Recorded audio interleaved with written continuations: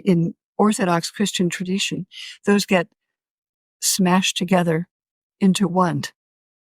You wrote a book called The Gnostic Pool, and you've mentioned Marcion, who our listeners may or may not be familiar with. Marcion is a very early Christian who compiles, so they say, the first Christian New Testament canon. It's the earliest that we have of somebody putting together a group of texts and saying these are the authoritative texts. And Right.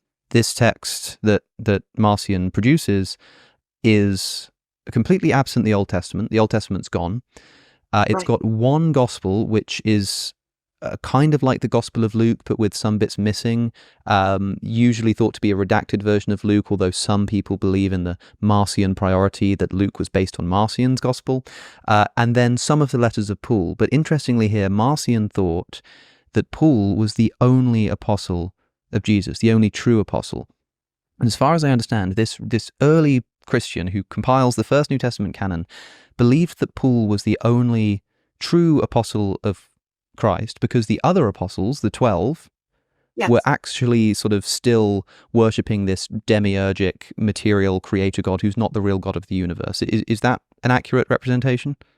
It is very accurate, and it is Marcion whose view that the God of the Hebrew Bible, who created the world, did a terrible thing. He created a kind of prison in which we live. But the God of Jesus is a distant God, far beyond that, a spiritual God who rescues us from this world